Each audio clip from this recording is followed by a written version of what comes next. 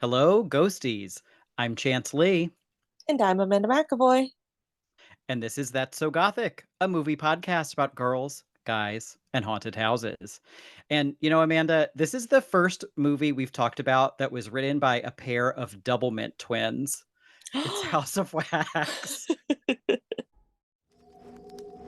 guys gonna do it tonight or what? Stop! The hell is that? What does he want? Can we help you? Well, maybe we're on his property. I'm gonna turn your lights off. That guy was a freak. So let's get out of here. All right, let's go. Come on, he's gone.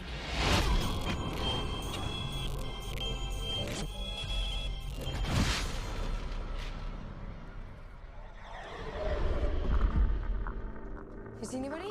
No, nobody. Hello? I don't think anyone's here. Hey, where's that House of Wax? It is wax. Literally. This is weird.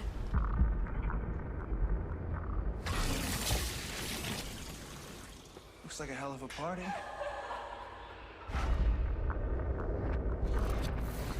Look how detailed this is. Tell me this doesn't look real.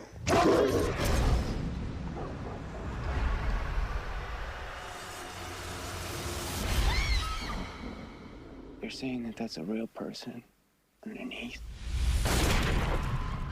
They're all wax, everyone. Help! Please, somebody!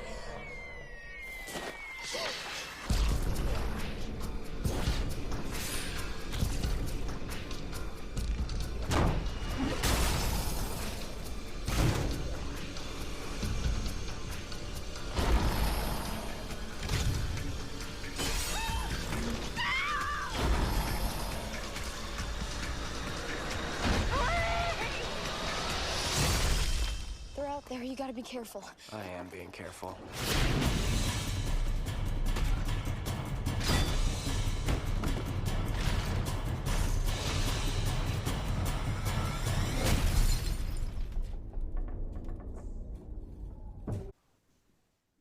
Released in 2005, House of Wax was directed by Jaume Collet-Serra. It was written by Chad and Carey Hayes, who were Doublemint twins in the 80s in the commercials. Oh my God. I thought you were being like hyperbolic.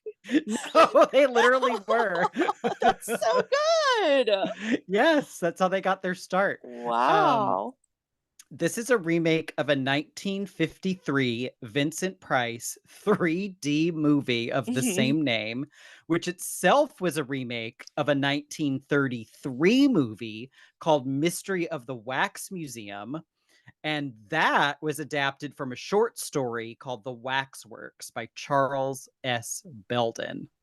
Wow. I did not know about the before Vincent Price. That's very interesting. Yes, the pedigree of this movie. Yes. This movie stars a cast of young actors as of road trippers. Mhm. I'm not going to say all their names because I don't remember them. And they are played by Elisha Cuthbert, Chad Michael Murray, which is how Camilla Cabello says his name. Jared Padalecki, John Abrahams, Robert Ri'chard, and Paris Hilton. Lovely, lovely gal. Queen. They are being stalked by murderous wax sculpting twins. Both are played by Brian Van Holt. And this is the story of a road trip gone wrong. Yeah. So, first, we'll talk about the criticism and the box office of this movie. Mm-hmm. So, this movie made 70 million against a budget of 40 million. So, kind of Oh. mid. Okay. And it has a 28% critical tomato and a 43% audience tomato. Okay. I feel like that tracks. I understand that. By contrast, the Vincent Price version has a 93% critical tomato and a 73% audience tomato. Oh, please. Get off your high horses. I haven't seen it, but you guys just like it because it's black and white and it's Vincent Price. Oh, poo poo. Paris Hilton isn't even in that one.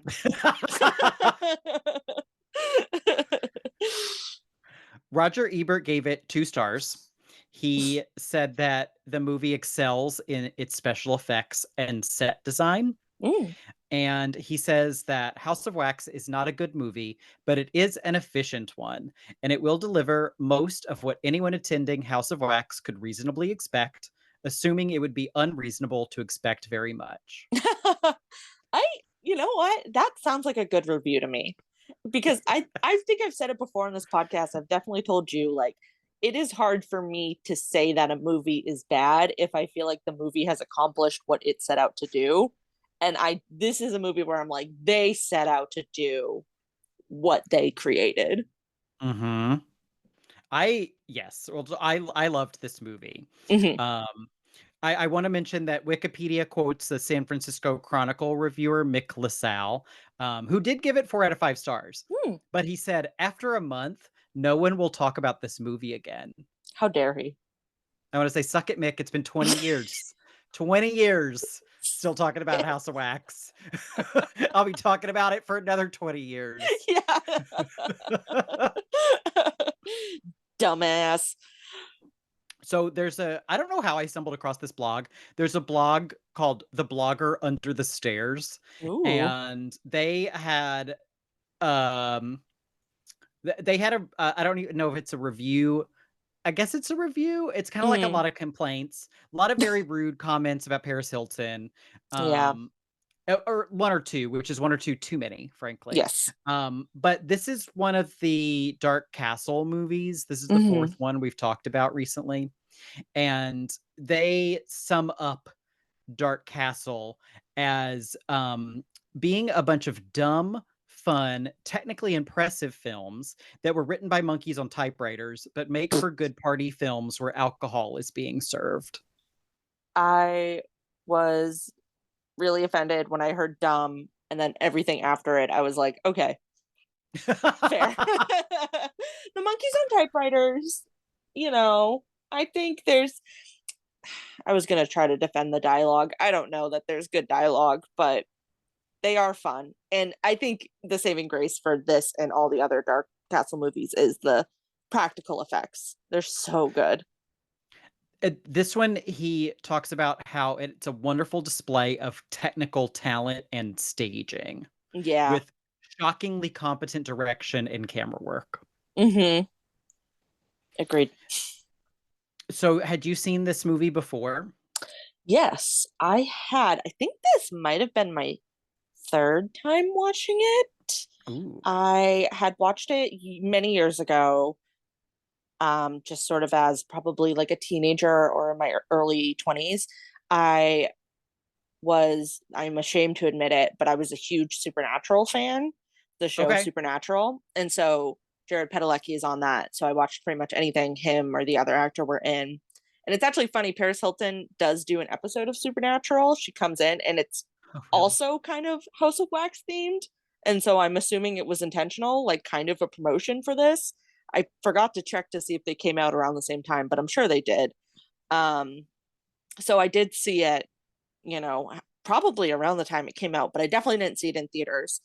And then I semi-recently, before we decided to talk about it for the podcast, saw it because I bought a copy of 13 Ghosts, and it would just happen to be a double feature with this. So I watched it then too, and then I rewatched it for the podcast. So yes, I've seen it quite a few times apparently. I love that. I saw it once before. This will kind of lead into us talking about the director, whose name I shouldn't have trouble pronouncing, but I do. Jaume Collet-Serra. He directed Orphan after this movie, which is one of my all-time favorite movies.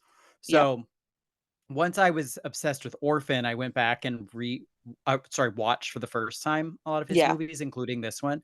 I first watched this on Canopy, the library streaming service, which unfortunately it is no longer on. But I found it really amusing because they have kind of a snooty tagline of thoughtful entertainment. And it says that when it's loading on your TV. So it says Canopy, thoughtful entertainment, and then it swirls for a bit. And then it's like House of Wax.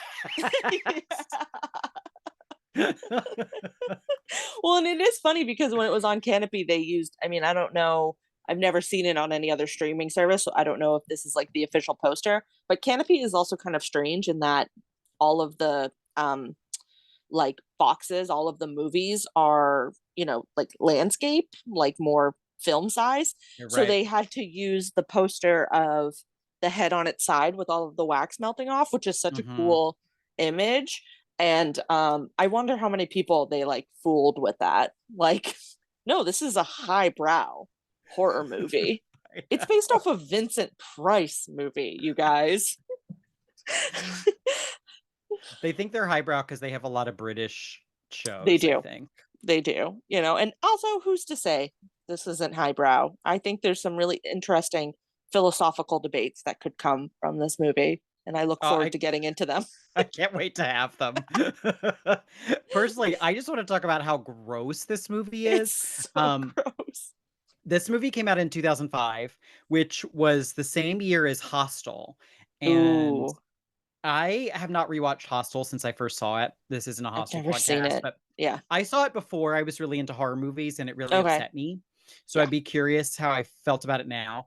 But like, I forgot how fucking hardcore this movie was.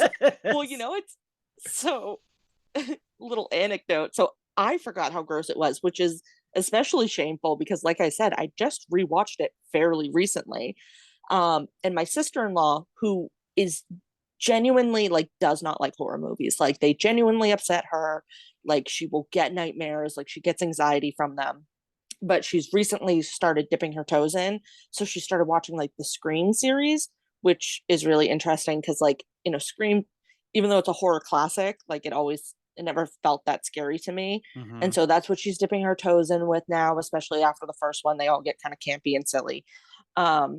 So I told her that I needed to watch this for the podcast, and I asked her if she wanted to watch it with me, and she goes, "Oh, is it really that scary?" And I said, "No, I don't think it is." And I go, "It's basically like Scream. It's similar to Scream." Because like in my mind I was like, "Oh, it's just like a, you know, a slasher movie like Scream." And specifically, I was gonna bring it up in our memorable scenes, but I'll bring it up now. Specifically the scene where she has her hand through the grate. Oh, and I forgot about that, and literally she was like sticking her hand up, and I went, "Turn away, don't look, don't look." And she was like, "What?" And looked up right as it happened, and I went, "I'm so sorry." It's so gross. There's some really, really gross, practical, upsetting parts of this movie. Yeah, the scene you're talking about is after they've super glued Elisha Cuthbert's lips together, Oh, which she will rip apart after this yes. happens. And just have bloody lips. Honestly though, it looks great once It you know, does. it just looks like a nice lip color It after looks a like a few nice lip minutes stain. pass. Yeah. Yes. But yeah, so she's trying to get his attention, and the killer, so casually just stoops down with wire cutters and clips the tip of her finger off. Oh, oh, it's so bad. And she's screaming through the glued together lips, like, Yeah. Ugh. Ugh. Yeah. But yeah, so I feel really bad for that. I definitely owe her like a watching of like Tangled or some Disney movie for that. I feel really bad. How did she react when they pulled Jared Padalecki's face off? So that part Did she really, make it that far? she did. To give her credit, she watched the whole movie. And I think by that point she was a little maybe checked out, a little numb, and that part always really gets me. So I think like I only remember it as both of us she's just being like, "Oh, oh," like just wincing. Ugh, ugh, icky. I must have been really keyed in this viewing when that was happening. I just started screaming. I was like, "Ah, ah!" Like I It's so bad. just, oh my gosh. So there's a point where he gets coated Waxified. with the wax. He gets Yeah. waxed. And another of his friends comes in and thinks they're gonna pull him out of it. Yeah. But when they peel the wax off, his skin comes off with it. and It's he's still awful. alive in there because Yeah. his eyes are moving, and the guy just won't stop Oh, peeling. I'm just like, stop peeling. He stop, just keeps stop. peeling chunks of him off. Oh, it's so gross. It's really good though. It's really good. Paris Hilton has an iconic kill scene. Yes. Also very 2005 is that she finds herself digging through a crate of Nokia phones, like trying to find Yes. one that works. One that isn't just a brick. Yeah. Yeah. Yes. Oh, because and I will say too, so something that really helped her with the movie process was after we were finished watching it, she asked if there were any outtakes, any bloopers, um, to kind of help humanize, I guess, the movie. And I will say the bloopers are pretty great because most of them are just Chad Michael Murray just like eating shit, just like slipping on the wax, and like, oh, it's pretty good. And what I was going to mention, because of Paris Hilton, like there's some really funny like behind the scenes parts of, her like death scene, because there's this part where, so, I hope you've seen the movie if you're listening. The pole goes through her head, and then worse than that, she kind of like, it goes through and she leans forward, and then when she leans forward, the pressure makes her head go further down the pole. And like that's pretty much all practical effects. And so they have like her with this like lump on her head. It's very funny. And just seeing Paris Hilton be like self-conscious because she's disgusting looking, it's great. I love that. And also, side note, Paris Hilton was so embarrassed, so shy about screaming that the first couple of takes where she would have to scream, she had the whole crew scream with her. It's really cute. That's funny. Right? Paris Hilton, a scream queen. She didn't do a lot of movies, No, did no, and she? most of the ones she did were like those like I think she was in like, or maybe I'm thinking of Kim Kardashian was in like Disaster Movie, like one of those spoof movies. Okay. I feel like she did a couple of those or something. I will say she has a memoir that came out maybe last year that's very Mm. good. Oh, I haven't read that yet. I meant to. It's a really hard read. Yeah. Yeah. But I listened to the audiobook and she reads it and it's very good. Oh, good. I love biographies that are read by the author, so I will Mm, definitely check that out. check it out. Um, this movie is also very 2005 Dark Castle because of the soundtrack. We Yes. have Disturbed Yep. and My Chemical Romance were the ones I held my Google phone up to the TV and was like, "What song is this?" Yes. Yeah. Oh no. Yeah. It's very good. It's very 2005. So two of the actors, Elisha Cuthbert, who plays arguably the main girl, Mm-hmm. and Brian Van Holt, who plays the twins, the killer twins, Mm-hmm. they both starred on, I think, back-to-back ABC sitcoms later Mm. on. Brian Van Holt was on Cougar Town, Okay. and Elisha Cuthbert was on Happy Endings, which aired Oh, back-to-back on like Tuesdays or Wednesdays on ABC. that's funny. So I wonder if they ever like bumped into each other in the hallway and Right. talked about House of Wax. So I hope they did. I have to say, like, when I was watching this movie, like, I made the comment, I was like, the guy who plays the twin is so charismatic and charming. He's really good in this. He, if I remember Cougar Town correctly, he plays almost kind of like I don't want to say Jimmy Buffett type, but I think he Mm. does live on a boat and he's just kind Okay. of like a jobless, happy-go-lucky guy. Yeah, He I plays can see Courtney that. Cox's ex-husband, I think, Okay. Okay. I on can that see show. that. I liked Cougar Town a lot. Yeah. Um, I will always remember the first time I saw Chad Michael Murray, which was on Dawson's Creek Yep. in like October of 2001, Mm. and I was just like, I'll never be attracted to another man again. Like, this is perfection. It's peak. Yeah. Yeah. We were all I was in college at the time, and we had TVs, but Mm-hmm. the dorm TVs did not get the WB.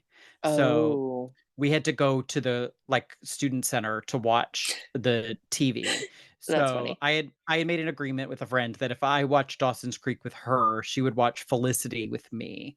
Nice. Because Felicity was my show. So I really did not like Dawson's Creek, but I would sit through it. But yeah, oh, we could not stop talking about Chad Michael Murray when he showed up. They always had him Yeah. shirtless and in tight little shorts. Yes. Yeah, he was a big deal. I never really was on the Chad Michael Murray wagon. I would watch the OC.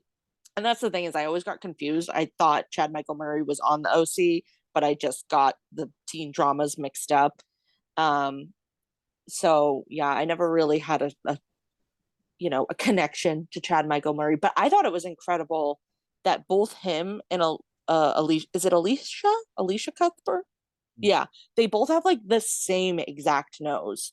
Like it like just Oh. kind of bends up. Like they were bred to play siblings. Like they actually look so much alike when you really look at them. I love that. I'm gonna have to pay closer attention next time. Yeah, they play Yes. twins in this. They play one, too. twins, right? Yeah. I just realized this movie was written by Double Mint twins, and it's about twins. It's about Twins. two sets of twins. Wow. It's twinception. There's so many twins. There's so many twins This involved is in this the movie. precursor to what's that Jordan Peele movie? Us. This is the Us. precursor. Mm-hmm. That's their Mhm. double or whatever it's called. Yeah. Yes. Yeah, deal with that movie. What? We're not getting to this. Is not an Us podcast, but like, what happens when someone rides a train? They just go flying through the hallways. They have to run. They have to keep up. They got to get their cardio in. It's so stupid. So I also liked John Abrahams in this. He plays the kind of dopey friend. He was in Scary Movie with Anna Faris. Okay. And I just like him in this movie because of I hate that men can't be depicted as friends in movies without people thinking they're gay. Yeah. But I also want to think there's definitely like a homoerotic subtext, 100%.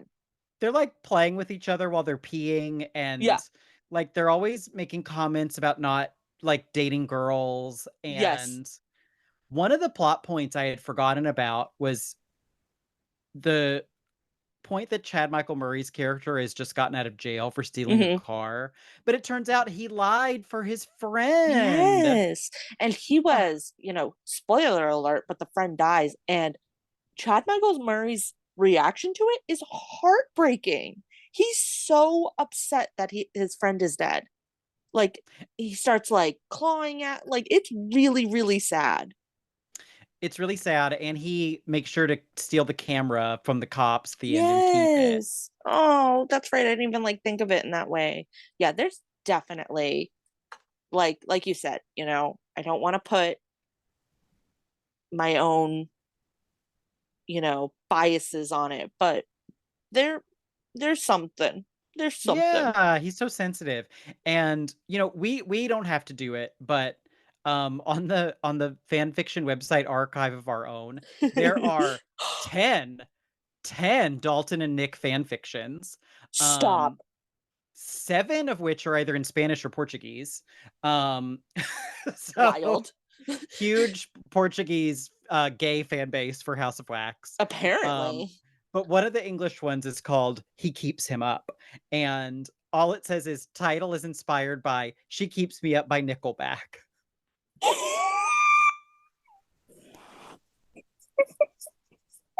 If you think of it, can you send me that link? I would love to. Yes, I will. I didn't read the whole. Oh, actually, I did. I skimmed through that one. Yeah. Oh, I can't wait. That's incredible. Yeah. So those are a lot of fun. Yeah. Do you have anything else to say about Jared Padalecki from Supernatural? I don't have a lot to say about him. He was not my favorite in Supernatural. I was always more of a Jensen Ackles fan. Okay. Because I felt Jared Padalecki just didn't have a lot of, I don't want to say personality, but it wasn't a personality I necessarily enjoyed. Like even watching the behind the scenes, because first, before I found the bloopers, there's like a it's not a it's basically the cast watching bloopers. It's kind of weird. It's actually like Okay. the tone and the vibe of it is very weird, and I feel like part of it is Padalecki brings this like really kind of like passive aggressive vibe to it. Mm. Yeah, especially towards like Paris Hilton. So Mm. yeah, like I can't think of like a specific instance, but like, I think he like made fun of her scream one time, like he was kind of like, ah! Like, did that. I don't love his vibe. Mm. I still love Supernatural. He's fine in this movie. And actually, I think he plays the part he needs to play in this movie pretty well, because he kind of plays this. He's actually like a sweet boyfriend, but like he like the whole conflict is that he hasn't like made up his mind where he's going to go to school, if he's going to stay with the girlfriend or go off, and he kind of plays that like aloof. I don't think aloof is the word I want, but just sort of like he just is kind of like putting off the conflict. Like he plays that character well. um so I don't have a whole lot else to say about him. What about you? Have you seen him in anything else? Nothing. I don't think he did a lot of other movies. I knew Supernatural was a show. Yeah. I mean, I was on for like 20 years. Yes. Yeah. And I remember thinking they were cute. Like I remember when Mhm. Supernatural came out and I was like, "Oh, look at these cute boys." Um, but I don't was he on Gilmore Girls? That's right. He was one of the I didn't watch boyfriends. that either though. Yeah. Um, he's in the kind of mid plus Friday the 13th remake. But I Oh, saw that after this. okay. Um, so yeah, I don't think I've seen him in really anything. Yeah, I don't think he's done a whole lot else, honestly. He was on that show Walker. Um, but I think that was canceled. It's like a Like, CW show. Like Texas oh, Walker Ranger. It's like a new with one. Chuck Norris? Oh, there's a new one? Yes. Yeah. So he played the like Walker character. Oh, Yeah. Yeah. I don't know. I didn't watch it. Sorry, didn't support. I guess he was born in San Antonio, Texas. So Oh, he can be a Texas Ranger if he wants to. he could be. He could be. Well, let's hit the Gothic beat for this Okay. one.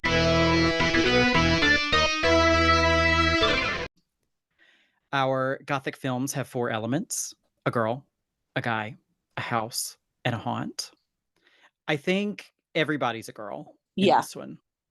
Yeah, honestly. I mean, the whole group of friends, it's a girl. You could kind of make the argument that the Wax twins are kind of girls, but Mm. kind of yes and no. But definitely the group of friends are all the girls. Yeah, Elisha Cuthbert gets the kind of final girl billing. And just since she has a twin, Chad Michael Yeah. Murray also gets to be final girl. Yes. Um, I forget, it might have been the Roger Ebert review.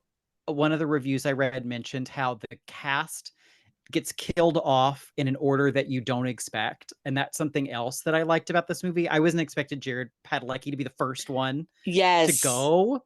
That's true. Yeah. And that adds a nice sense of suspense when you have an ensemble cast and they kill off Mm, one of the more recognizable ones, and not in a Janet Leigh Psycho sense.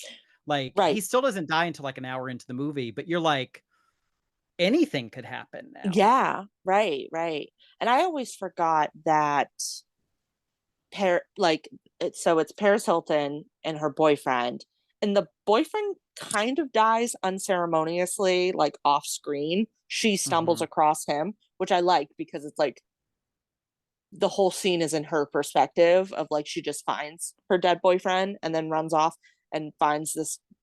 It's a random warehouse. It is where they hide the cars of their other murder victims, but it seems to just sprout out of nowhere because they're camping in the woods. It's very funny. Yes. um but yeah, I mean, does she die before the comic relief friend? I think she might. She might. They're around the same time, but Yeah. she either dies, she at least dies before they find him. Yes, that is true. Yeah. And then it's really like another kind of gross part is Elisha cut I'm sorry, I don't know why I keep butchering her last name. It's like so hard for me. But she looks out the window and she sees the truck pull up and Paris Hilton and her boyfriend's just dead bodies are just in the back of the truck. It's so That's gross. right. It's Yeah. fun. I wonder what quick side note, what wax figure do you think Paris Hilton gets to be? Because every wax figure kind of has its own like role. Who do you think Like in the they would house have or in made the her? town? Yeah. That's a tough one. Yeah, because I don't think they would put her in the church. Maybe like a crossing guard. She has beautiful long arms.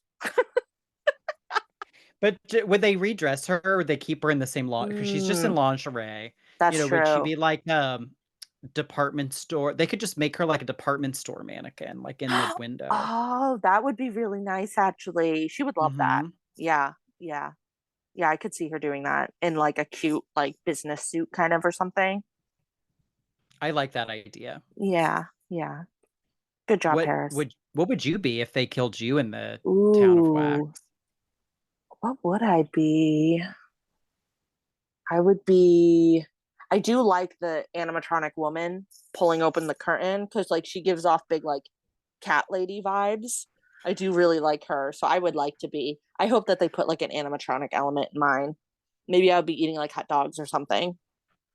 Okay, I love that. Yeah, what would you want to be? I'd probably just be sleeping. Like I'll just be they'll just tuck me away. I can take a nap on the couch. Yeah, yeah, Like everybody's exactly. having a little cocktail party and I'm just sleeping in the corner. Perfect. We're Yeah, playing solitaire, like some right. yeah. Solitaire. I That's have the good. cards in my hand, yeah. Yeah.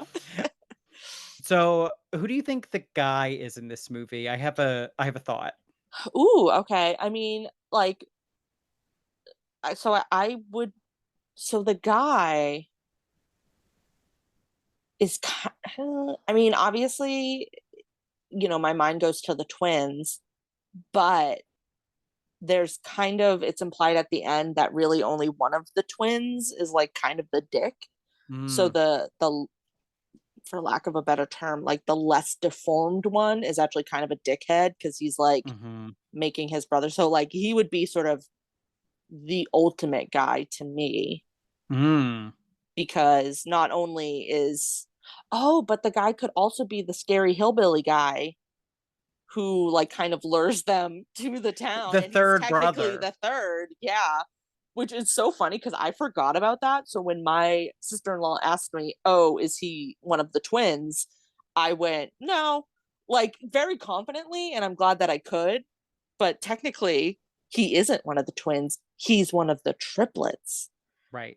Yeah, But I was paying more attention this time because yeah, the movie was almost over and I was yeah, like, "What happened to that guy?" And then right. they do the little reveal at the end Yeah, and I was like, yeah. "Ah, you're She paying asked me, and attention." I was like, "No, I think he's just a random guy.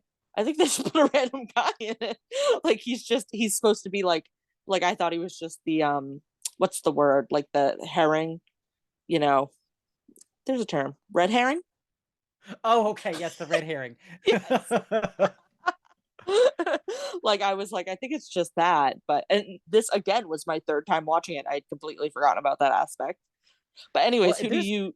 Oh, this is a sorry. long movie though. This is a long movie.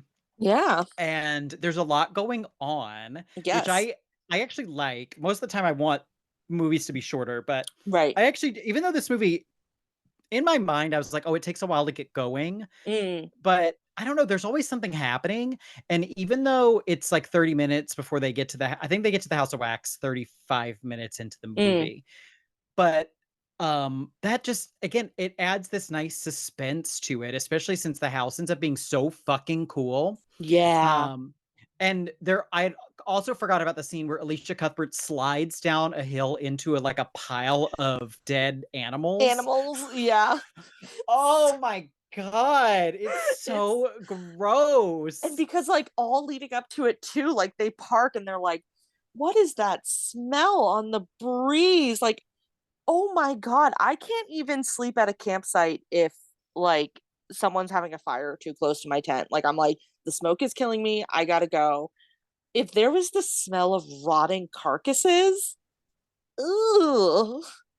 Oh, yeah, that one's repulsive. Yeah, yeah, really gross. But anyways, with all of that said, who do you think the guy is? So my answer is kind of a joke, but also kind of serious. The Okay. guy is college football because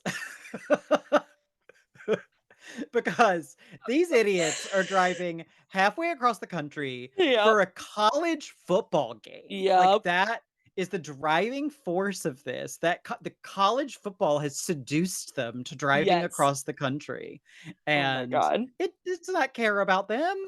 Right. That's true. That's true. You know what? That's a good answer. But But it kind of leads it. Oh, go on. I was gonna say, but also, if they had actually made it to the game, they wouldn't have died. Which that is such a funny aspect to Mm, this movie that I always forget about is at one point, most of the friend group, besides the twins, are on a highway. They're like stuck mhm, in traffic, and it's kind of unsettling because it's like, oh, they almost got away. It's mhm. it's that like moment of real life. It's it's it's very funny, but they almost made it. They didn't quite. And they get that's a good point because they go back because they care about their friends. Like it's Right. their even though they're all kind of mean to each other, like they don't want to abandon them. And it's that Mm, shred of compassion that they have that gets them killed. yeah, that's true. I think that Well, makes it that makes it a good horror movie, I think, in that yeah. sense. Um for our house, we have the absolutely iconic House of Wax. It's incredible. It's so beautiful. I checked eBay while watching this movie to see if anyone had listed like any of the, because this movie is like, it has to have the most amount of small props I've ever seen in a movie because there's so many weird little wax figures. Like there's like he's making wax figures out of like two different animals and like combining them, and she's picking them up and looking at them. Why have those not surfaced? Why can I not buy Yeah. those? Please tell me they weren't destroyed. It's such a cool house. I the first time I saw this movie, I didn't realize the whole house was going to be made of wax. Mm-hmm. And the ending is the wax house melting, Mm-hmm. which is so gnarly and so cool Yep. and so impressive. Did you watch the making of featurette on the DVD? I had it on the background, so I kind of know a little bit, but please feel free to talk about it. They made a lot of this stuff Yeah. out of wax. Like the bed was made out of wax. Yes. Like I'm assuming the stairs are real, but they have the little wax like pockets in them. So when it's melting and they're like squishing up the Yes. stairs, Yep. they made the house was also made multiple times. There were two different size miniatures Mm. for different purposes of melting. Ooh. So there's a small one for the exterior melting, and Right. there's one that was like a third scale, I think, but that was Mm-hmm. to get like the interior of the rooms melting. So they Mm. melted these miniatures. And the logo is made of wax, like these three-dimensional Yeah. letters, and they like I don't even it looks like, I don't know, cheese mixed with silly putty. Like, the Yeah. texture is so goopy, and they said that they had a really hard time finding the right consistency. One of the Yeah. guys he says, "Watching wax melt isn't that interesting." Well, it is in this. So, they had to find ways to make it Yeah. interesting. Yeah. Yeah. I mean, like I said, I watched the bloopers, and that was some of the funniest parts is when Elisha is running over the bed. It's actually goopy. So she keeps falling and like, messing up and stuff. And I mean, I'm sure they added sound effects too, but like, I don't think they had to because just watching that like raw footage, it's like, it's so gross sounding. It's so good. Again, just like the practical effects are so, so good. It's really stunning. One of my favorite scenes in the house is when they go into the bedroom Mhm. and the killer just slices through the door Yes. because it's made of wax. Right. But there's also the wax. We've learned the twins were conjoined twins Mhm. by that point, like conjoined by face to back of head. Yeah.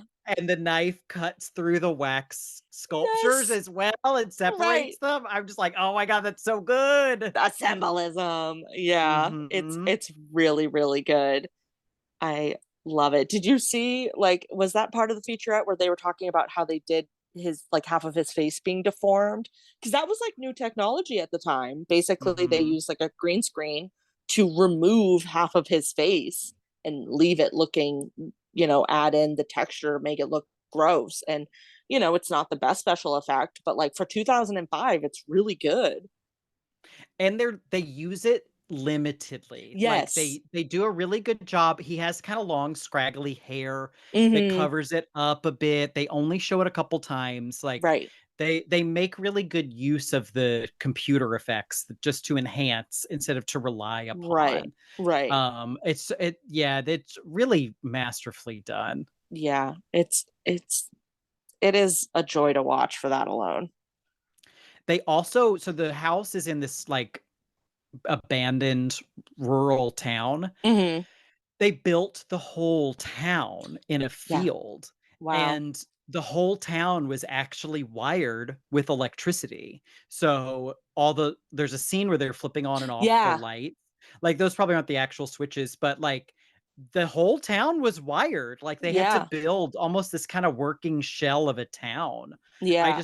I can't believe the amount of effort that went into it, and it's a shame that, like, I mean, that won't ever happen again. Like, Yeah, I this would just know. be made with CG at this I point, and it would know. not have the same effect. It's so sad. I love the practical effects in this. I'm sure you can't, but it would be so cool if you could go visit the set. It's probably torn down, but oh my god, that would be incredible.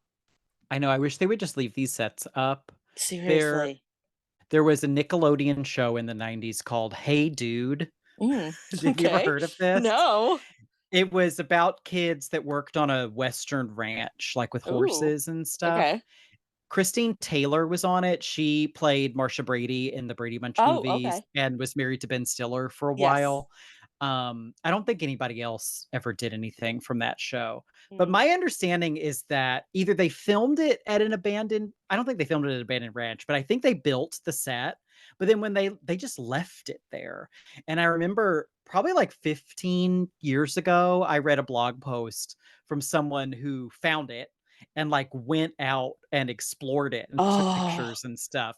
And yeah, I wish we could do that with the House of Wax that would be town. so, so cool. That would be so cool. Mhm. And because also, like, we haven't even mentioned, like, the town, it's this, like, backwoods, because the whole I think that it takes place in Mississippi or some That's a good question. vaguely, I actually didn't get the state. yeah, something vaguely southern, semi-swampy, I think. But the whole town pretty much looks on brand for, like, a southern state. Like, you have the old retro gas station and all of that. But then the House of Wax is this really cool Art Deco building, like the outside facade. And I love how, like, unexpected it is. Like, you think of, like, this, you know, we haven't really touched on it, but this kind of reads a little bit more like Southern American Gothic to me, this story. And so you have this, like, very, like, Texas Chainsaw Southern town, but then this very unexpected, like, modern American building. It's really cool. I love the aesthetic of this town, Yeah. and it's perpetually trapped in, like, the '50s for Yes. some reason. That reason's actually unclear, but, like, there's the movie theater that's showing Whatever Happened to Yeah. Baby Jane on the Yes. screen. Yep. Yeah, I like the vibe of it for sure. Yeah. I love that movie theater.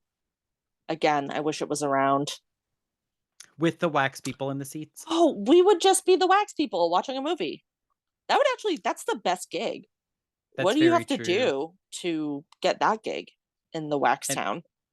And no one's texting, Oh, no one's talking. you can just watch movies. Honestly, sign me up. It's the best place to watch a movie. Yeah. Oh, that sounds amazing. All right, so last but not least, we have our haunt. The term they use is Siamese twin killers. Yep. Good twin, evil twin. Like that's Mm, that kind of trope I feel like is our haunt with this one. yes. Yeah. The duality of nurture versus nature.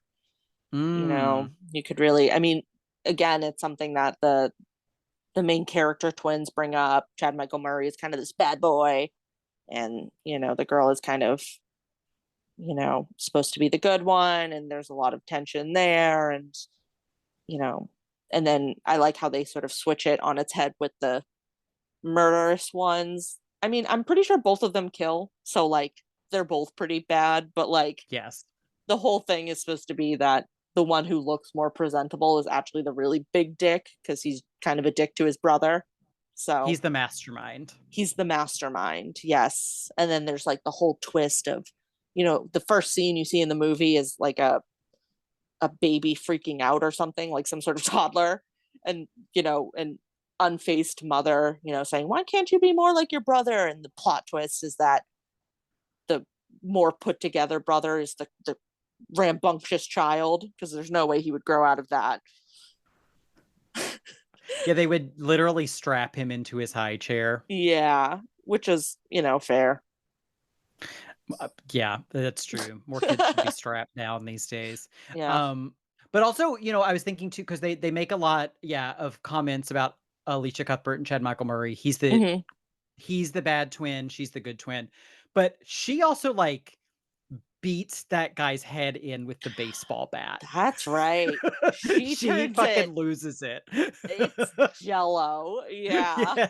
Yes. Right. Oh, that is true. Yeah, because that is, they don't her character doesn't get a lot of depth, No. which, I mean, it's a 2005 slasher movie with Paris Hilton getting a pole in the head. She doesn't need a lot of depth, but Mhm. I wish She's also that kind of they. like our entry character too. She's Yeah, the one we're supposed to exactly. relate to, I think. Right. So, it's funny. I didn't even think of that, how she does just kind of lose it at the end. That's a good Mhm. point. We also have some bonus gothics, I think. We have at least Mm. one. Mm-hmm. We have a whole panano made out of wax. A whole panano. And it's what poor Jared Padalecki gets stuck on. He's Oh, the piano player. he's the the piano panano man. man. He's the Yeah. panano man. Oof. Play us a song. You're the panano man. Yeah, that one's rough. Yeah. And even though there is no actual incest in this movie, Mm. Archive of Their Own would definitely like there to be, because there are also Oh, stories about them on there. gross. So it's like a tangential bonus gothic. Yeah. Yucky. You know what? I see it between the Wax twins. I don't see it because it's just the same person. Might as well. Mhm. Um, That's what Parker Posey says. She says having sex with your twin is just like masturbation. that's true. That's true. Mhm. And she always speaks the truth. She does. So what do you think about this movie? Do you think it's so gothic, goth-ish, or no gothic? This one's hard because, again, I think it kind of teeters. We didn't talk about it too much, but it kind of teeters on that American Gothic concept a little bit. But I want to give it so gothic, mostly for the house. I mean, it's so good. I agree. I think the house is so strong in Yeah. this. Yeah. And it does have the gothic being trapped element. I wanted to propose, I don't know if we'll ever use this term again, but it was just something I thought of, that we call it hillbilly gothic. Ooh. Because it has the kind of hillbilly horror of Texas Chainsaw Yeah. Massacre or X with Mia Right. Goth. Yes. But it has that goth. I think the house is what makes it gothic. Yes. Like Yeah. there's like, have you ever seen Texas Chainsaw Massacre? Yes. I love that movie. Oh, I actually don't like it. Okay. But like you don't really you get in the house a little bit, but that's not Right. the centerpiece. And I think with the house being the centerpiece and the freaking title, Yeah. like and at the end they literally crawl through the words House Yes. of Wax. Like Yeah. you just yeah, it's so good. They're having to escape the house makes it Yes. gothic to me. That is true. That is so true. Yeah. Cool. I agree. I love it. So hillbilly gothic, y'all. Yeah. Well, are there any scenes that stood out to you that we haven't talked about? So like I said, I was gonna mention the finger cutting. That's gross. Mhm. Um, besides that, I guess like Paris Hilton is just flashing through my head. Like I just love Paris Hilton so much. So besides that, not really. What about you? I think we covered everything. Yeah. I don't think I mentioned that the Jared Padalecki character gets his Achilles tendon cut, Oh, I forgot about that. and that also happens in Hostel, which was the same year, so I don't Oh, know what was going on with that body part in this year, why it was in the yeah. zeitgeist. Yeah. You know what's Yeah. funny? Actually, I just remembered is that when I was watching the cast talking about the bloopers, at one point, one of them says something about how I think this movie came out in like, what month was it? I think it came out in like December or something. And they wanted to try to get it out for Halloween, but they had to push it back because it took so long. The production took so Oh. long. So I would be interested to see like how the timeline lines up with Hostel. Like maybe if it was moved a little bit to separate it from Hostel. I'm not sure. I wish I had like Yeah. thought of that before, but that just reminded me when you said that. Yeah, this was a gnarly time for horror. I For think that yeah. the Black Christmas remake that we talked about, I think was Mm, '06. There was a lot yeah. going on at this time. That one is still one of the grosser movies that I've ever Yeah, that watched. one's really, really gross. This one, House of Wax actually came out May 2005, Okay. and then Hostel. This is according to Wikipedia. Hostel came out. Hostel was it had a film festival premiere in 2005, but it actually came out in January 2006. Interesting. So Hostel was Hmm. after this one, which I didn't realize. Very interesting. Huh. Hostel stole from House of Wax. I know what was going on with that tendon. Yeah. Ugh. Yeah, I forgot about that. That's icky. That one's really icky. Hmm. It's grosser in Hostel, but this movie still has a lot of hardcore stuff for sure. Yeah. Yeah. So, what else have you been watching or reading or enjoying, Amanda? So in terms of movies, I haven't seen that many that I would love to recommend. God, I just like, I feel like I haven't really been like taking in a lot of media at all. I started watching, I wish I could remember. Hold on, let me see if I can find it. This channel. Was it this one? Yes. So I did start watching this YouTube channel and I want to mention it because some of the videos that they've posted, it's not inherently gothic, but I see like a lot of similar themes. So like I might be pulling from this channel a little bit in the future. The YouTuber is named Connor McGrath. I think that's their YouTube name, or their YouTube name is Spooky MCG. But like they did this really cool video on who's watching and like the horror of feeling like you're being watched. That was really interesting. Oh, And then they also did like one on like the horror of home, I think it was called. whoa, okay. Yeah, so like very on brand with us.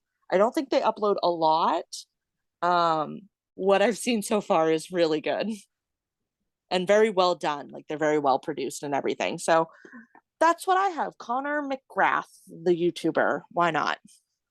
Yeah, spooky MCG. Look at that. I love that. I'm gonna check some of Yeah. those out for sure. Mm-hmm. So similar to that in a way. I watched a 2 hour and 45-minute long documentary on the history of the erotic thriller Ooh. called We Kill for Love.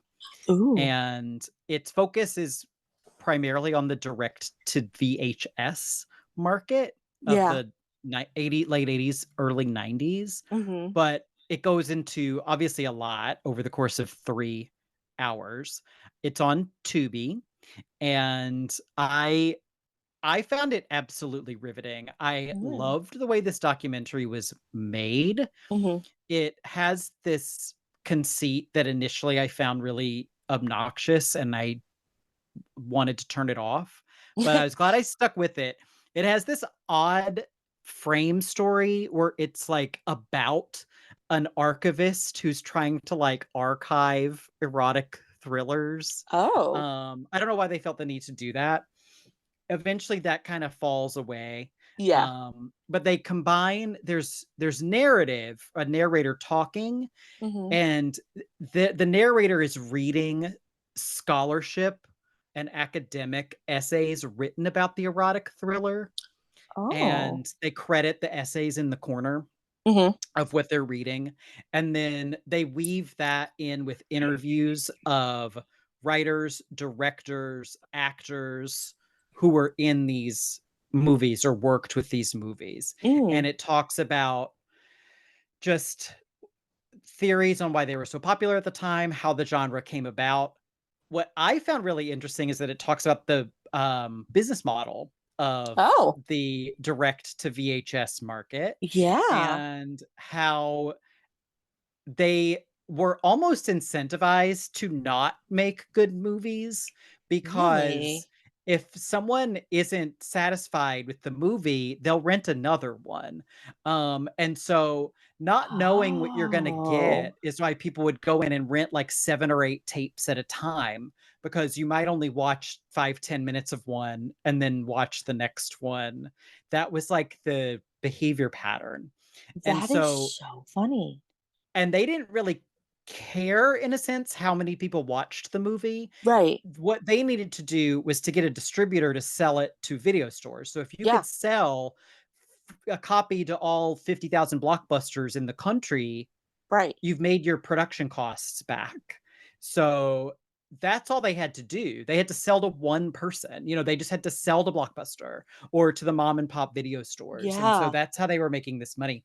And they have a lot of speculation on why the genre collapsed. Mm. And there's a really funny Letterboxd review that says video killed the radio star, and the return of Jafar killed the erotic thriller. Because they talk about one of the big issues was when Disney Mm. got into the direct to video market, because then those tapes were the ones being bought, and those Yeah. tapes were the ones taking up the shelf space because there was finite shelf space. And they use Return of Jafar as Yeah. a graphic in the That's so documentary. funny. They have all the erotic thriller VHS tape covers, and they all start slowly getting covered up by Return of Jafar. Um, but it's especially relevant to our podcast because they talk about the erotic thriller being the combination of the masculine film noir and the Mm-hmm. feminine gothic. And a writer, a scholar named Nina K. Martin, who wrote Sexy Thrills, Undressing the Erotic Thriller. Mm. She has what I think should now be our go-to description of a gothic girl, a gothic heroine. She describes them as naive yet curious, Mm. and looking for romance with the wrong person. Yes, absolutely. I especially love the naive but curious, because it's always been kind of hard describing gothic girls, because you don't want to say, oh, they're dumb for getting in these situations, but that's a really good way to put it. It makes me think of the Mia Wasikowska character Yeah. in Crimson Peak. She's book smart, but Right. not worldly. Yes, yeah. She is like the well, again, I mean, we've said it a billion times. She's sort of like, that movie is sort of like the touchstone for us. And she is like textbook, very naive, but she's so curious. And looking for romance with the wrong Yep, person. that's That true. greasy vampire looking Tom Hiddleston. But anyway, I recommend this movie, even if you're just like tangentially Yeah. interested in erotic thrillers or even the gothic. It was just so cool listening to the experiences and all the, it's interesting because a lot of them, there's another interesting one where they talk about the soft core element of Mm, erotic thrillers and how that was also, of course, a big draw. A lot of the audience was men. But they talk about how a lot of the stories are more, if not necessarily feminist, they are putting you in the female character's shoes. She's your right. point of view character for a lot of Mm. these, and they talk about that. Yeah, that does sound really interesting. I love like the economic aspect of it. Like when you were talking about, the production and everything. That's so interesting and something I wouldn't have thought of. I only thought of it a little bit before with Jack Frost, the Mm, snowman one, yeah, because they talk about that making it a shit ton of money because all the video stores were buying it because that was also direct to video. right. And yeah, so but yeah, Mm, interesting. Yeah, the market doesn't exist. This yeah, genre doesn't exist. So, right. That's so fascinating. and to think about how it really was only like 10, 15 years Yeah, came and went, in our lifetimes is also right. really fascinating. Well, thank you, Amanda, and thank you, Thank you. Ghosties, for listening to us break down House of Wax. Please subscribe wherever you get your podcasts. Rate and review us on Apple Podcasts or Spotify, and please share us with a friend. Until next time, stay ghosty. Bye bye. Bye.